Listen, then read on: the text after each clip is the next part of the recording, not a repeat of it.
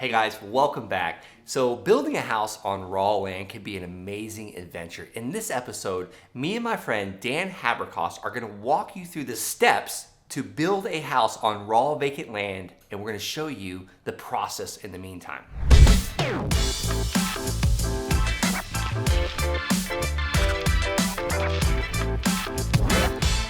All right, so first we're gonna show you a piece of raw vacant land that Dan had just purchased. Then we're gonna show you like from the foundation all the way up to the finished process, step by step by step on a live walkthrough. So let's go, let's just jump right in. Hey guys, what's going on? This is a lot that Dan Haberkost just purchased and he's actually planning to build on it. What did you pay for this lot, Dan? I got this for $10,000. Not a bad deal considering these lots sell in the mid-20s over here. So we're gonna start by clearing the lot and then building up the dirt and creating a pad site for the foundation of the home. Here in Florida, especially with being in a flood zone, it varies from lot to lot and area to area, but you have to build up a pad site a certain amount over the edges of the lot just for drainage. There are hurricanes down here. So that's step number one, but we have gas, water and sewer, electric, and so it makes it really easy when you have all the utilities in place. And so next we'll show you guys what it looks like once you do the dirt work and have a pad site. I want to focus on just a couple of things. Like you bought the land for $10,000, you can turn around and sell it for $20,000. There's power lines directly behind us. There's a house directly behind us. Yeah. You got buried pipeline right here. I assume that's what, fiber optic, or what is that, gas? I thought it was gas, yeah. Okay, so gas line already ready to go. So definitely perfect example of an infill buildable lot. And there's not really massive trees on this lot. It's actually super small trees. You can mulch this and build up the lot a little bit, or you can just completely clear it and haul everything off. So there's two different options. All right, so here we are at an example of a pad site. So after you clear the lot, then you bring in all the extra dirt, or sand in this case, and you actually build up a graded flat pad site where you'll put the foundation and ultimately the house. Now, if you look over here, they actually have all of their trusses on site already, and I understand there's a lumber shortage. It takes time to get trusses, but this is a dangerous game because all the time people have their wood stolen from their job site. So I would caution you all against doing this unless they're going up the next day or you have security cameras or some sort of security on site. Brent, anything to add? No, I was just, you know how in the last clip of your lot that you bought that was still wooded, I talked about mulching. This is an example of what's left over from mulch. I assume they scraped it out. This is obviously not one of our sites, it's just stuff I wanted to talk about. I assume they scraped the mulch out where they put the pad because they have to compress it and compact it. But yeah, this is a perfect example of what not to do. I wouldn't want trusses. And it looks like those trusses have been sitting there for a while, a couple weeks. So this is a good example.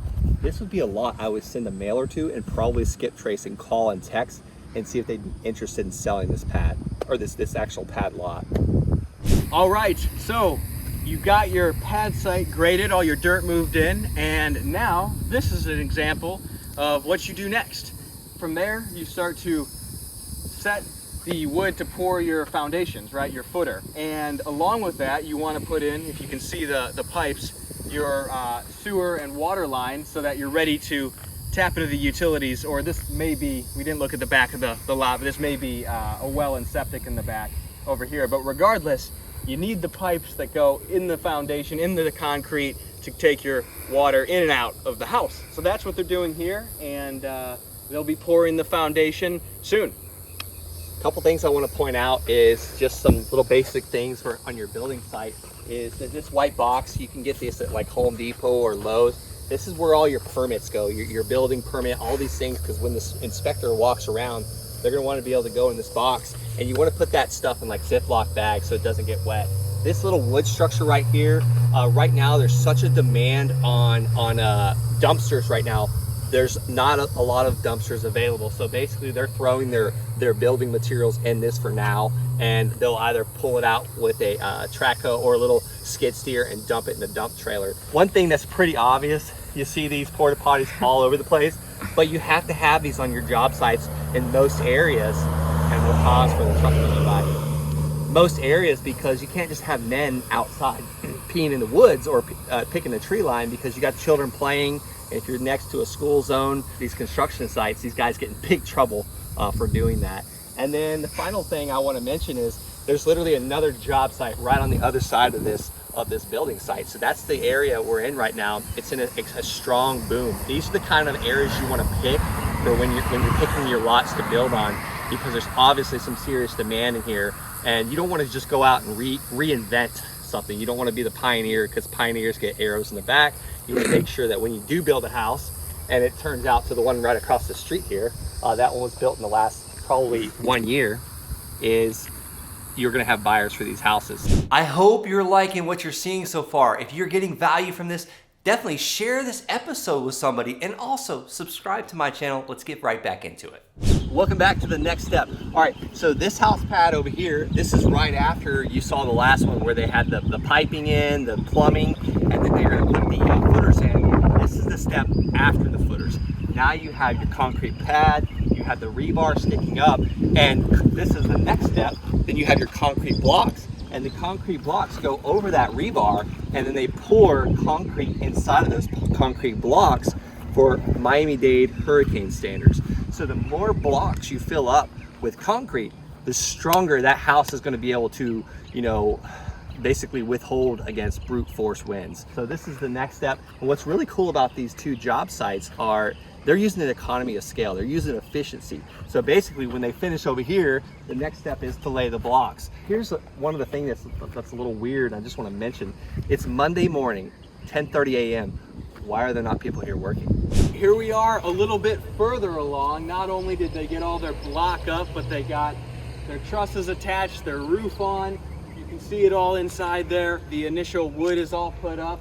The interior is framed out, and it looks like they've even got their mechanical infrastructure started right with the electric, HVAC, and plumbing running through the house. So it's actually a really simple process. So you can see here they're in process of digging this out, and they're going to put drain line for the culvert. And after that, Brent, you want to walk them through what the septic looks like here in Florida? Yeah, absolutely.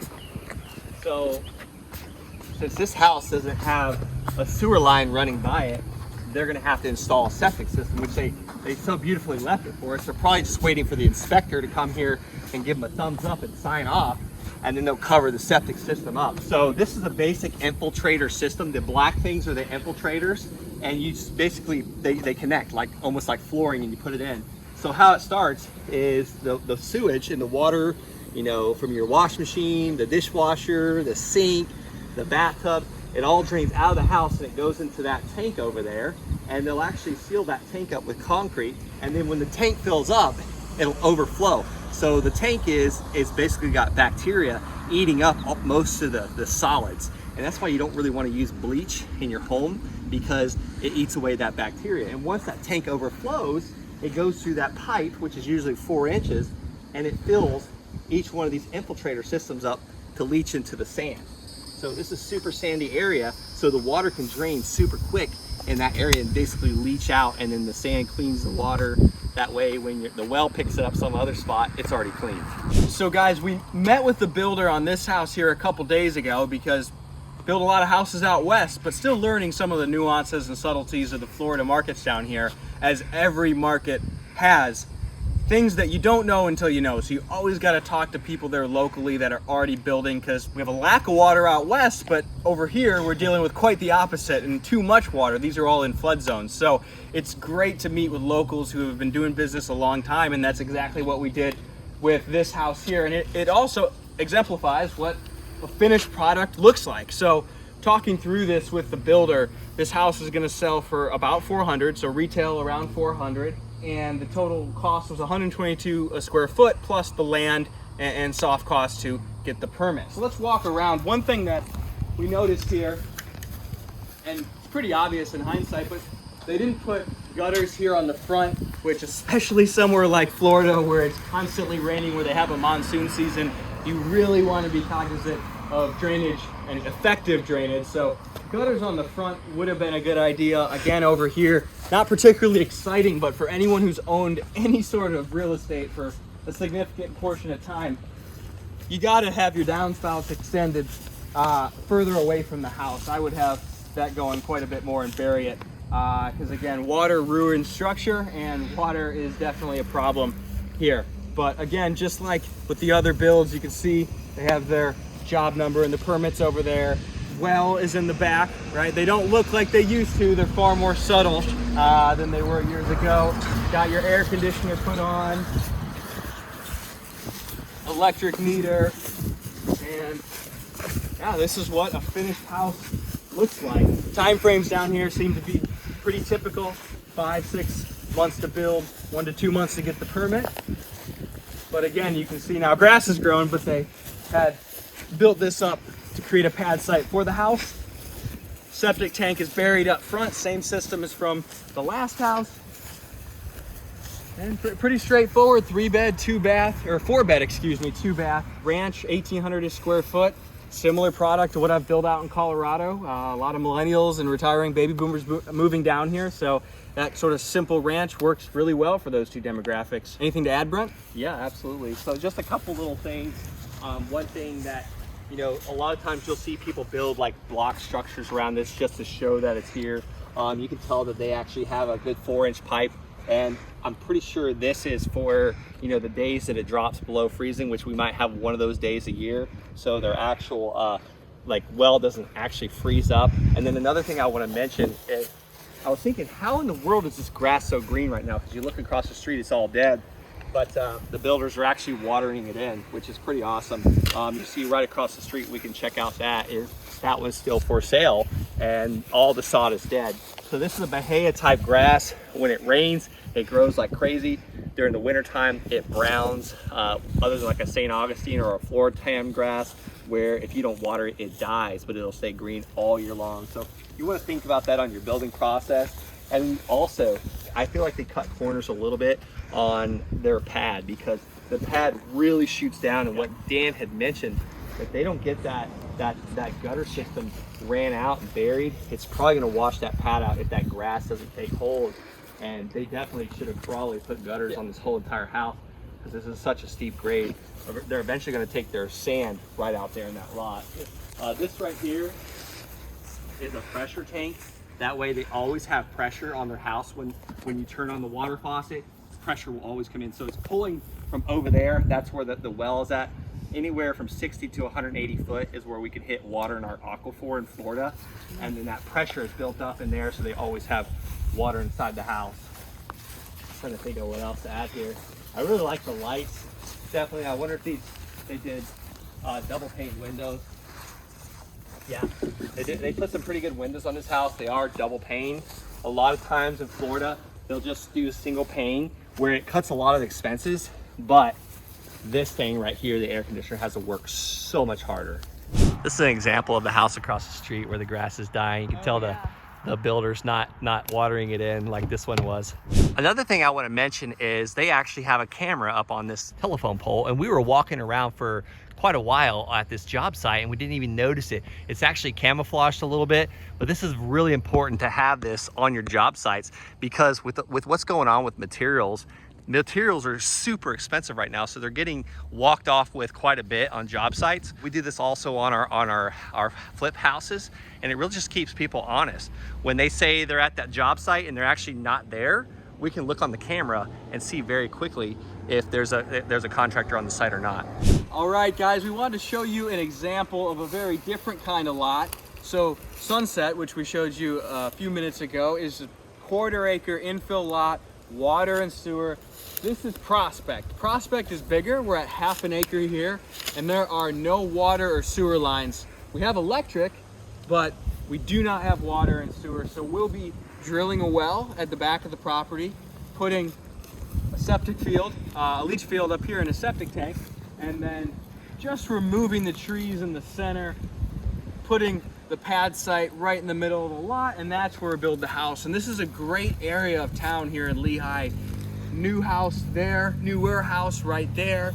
So between new construction, quiet, the larger lots are really appealing here. This is a great place to build a house. People like that extra acreage, even if it's an extra 1/4, it makes a big difference. Dan talked about the well going in. Some areas you're gonna have a higher, like higher amount of sulfur in the water. It kind of smells like rotten eggs is the best way to explain the way sulfur smell. And if you can zoom in on that white tank over there with the holes, those are really just vents. That's actually a water softener system with a pressurized tank, and that white tank is where the water mists into there, and it allows that sulfur smell to kind of aerate out before it goes inside your house.